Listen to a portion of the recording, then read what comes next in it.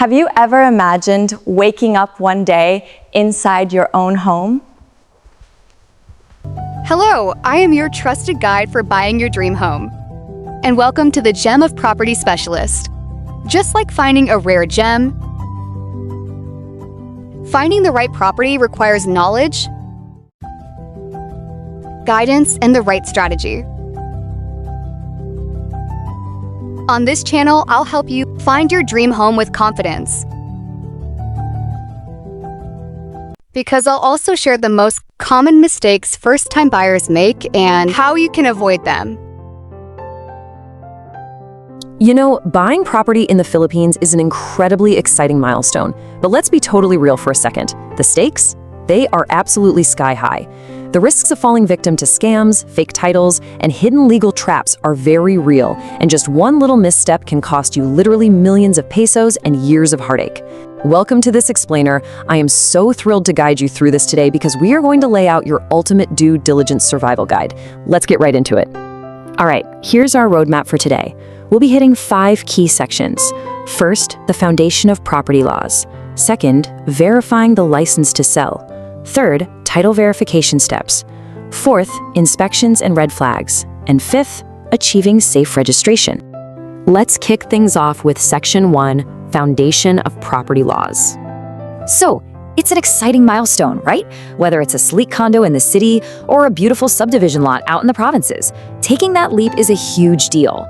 But I have to ask you and be honest, are you truly prepared to make the biggest financial decision of your life? Because a lot of people just jump in completely blind, trusting a smiling agent without realizing that Philippine real estate requires intense, proactive diligence on the buyer's part. There is this massive contrast between shiny developer marketing and the harsh legal realities that end up trapping unsuspecting buyers. I mean, we're constantly sold the dream, right? The glossy brochures, the pristine amenities, those incredibly smooth sales pitches. But the reality on the ground, that can be a total nightmare. We're talking forged titles, properties tied up in endless pending litigation, massive unpaid taxes, or even lands occupied by informal settlers. To navigate all this, you first need to get a grip on the Torrens system. This is the framework where a registered certificate of title is generally your best evidence of ownership.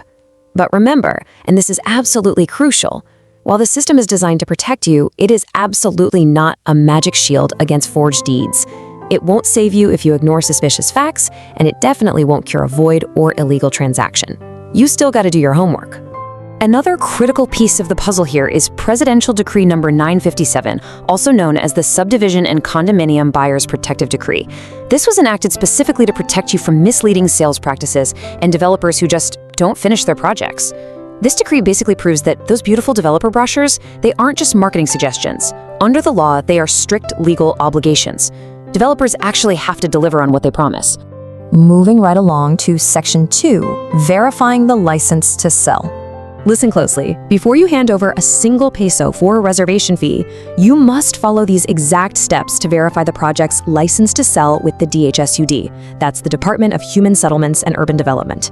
First, get the exact registered project details, not just the catchy marketing name, the real details.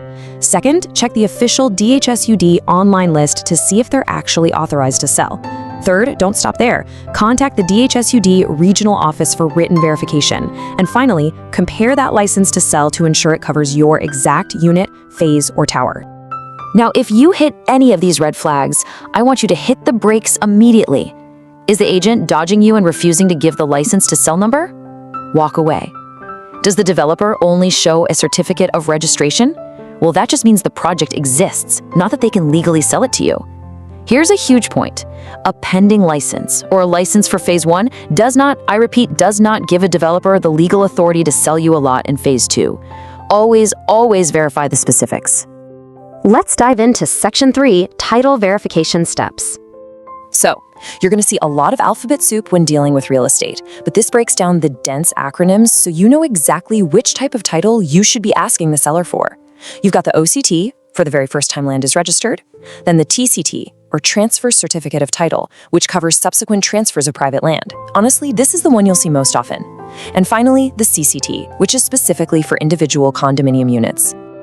Okay, here is the absolute golden rule of real estate. Never trust a photocopy provided by the seller. Just don't do it. It might be missing recent mortgages or adverse claims. You must secure your own certified true copy directly from the Land Registration Authority. You can do this a few ways. Physically go to the Registry of Deeds, use the LRA's respicio online portal to have it shipped to your door, or use their super convenient anywhere-to-anywhere service at any computerized registry branch. And why is it so important that you do this yourself? Well, look at this number, 196 pesos and 97 centavos. That tiny amount is the standard fee for the first 2 pages of a certified true copy at your local Registry of Deeds. It is an incredibly cheap, simple investment that can literally save you millions of pesos and years of legal battles. Seriously, please do not skip this step. All right, Section 4, Inspections and Red Flags. Let's be clear, you cannot buy real estate sitting at your computer. The Supreme Court actually mandates what's called an ocular inspection. You have to physically visit the property to confirm who is actually in possession of it.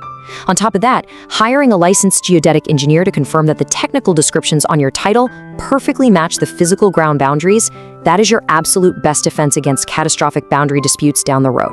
When you're out there inspecting the property and checking the records, keep your eyes wide open for these warning signs. Imagine this nightmare scenario. A seller shows you flawlessly clean title paper, but you show up to the property and find informal settlers living there. Or maybe agricultural tenants who refuse to leave. Or imagine going to the treasurer's office and finding out there are 5 years of unpaid real property taxes. Or what if the seller claims the owner's duplicate title is just missing? Guys, these are massive red flags. To really hammer this point home, consider this Supreme Court ruling from the case of Chua v. Republic of the Philippines.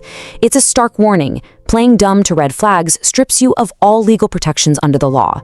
If a deal is suspiciously cheap, or someone else is obviously living on the land, you can't just close your eyes, sign the papers, and later claim you are an innocent purchaser acting in good faith. Nope, the law expects you to investigate. Another crucial thing you gotta do is cross-check your documents. Discrepancies between your title, which is the official proof of registered ownership, and your tax declaration, which is the local assessor's record for property improvements, are huge warning signs. So if the title says empty lot, but the tax declaration shows a massive commercial building, yeah, that requires immediate investigation before you proceed any further. Finally, we hit Section 5, Achieving Safe Registration. Handing over the money and signing the deed of sale? That is not the finish line. Prompt registration is absolutely essential. You've got to immediately pay your transfer taxes, secure your tax clearances, and register that deed with the Registry of Deeds, so a new title gets issued in your name. Doing this quickly is vital to protect yourself from the seller turning around and selling to a second buyer, or from a sudden court attachment seizing the seller's assets right before your name gets on the title. This urgency matters immensely. We see this in the Supreme Court case of Duanes v. Metropolitan Bank. The rule is that good faith must continue from the time you purchase the property all the way until the moment of registration. If you discover a defect, a forged signature, or pending litigation right before final registration, you have to pause the transaction immediately. Actually, scratch that. You don't just pause, you have to stop and reassess. Because if you proceed knowing there's a problem, you lose your legal protections. Which brings us to the end of our explainer, and I want to leave you with this final thought. A clean piece of paper is only the beginning. Are you ready to act like a reasonably prudent buyer and do the legwork? Because in the high-stakes, high-reward world of Philippine real estate, your own relentless due diligence is literally the only thing standing between your dream home and a total financial nightmare. Use this information as your checklist, get out there and invest with confidence. Thanks so much for joining me, and as always, keep learning.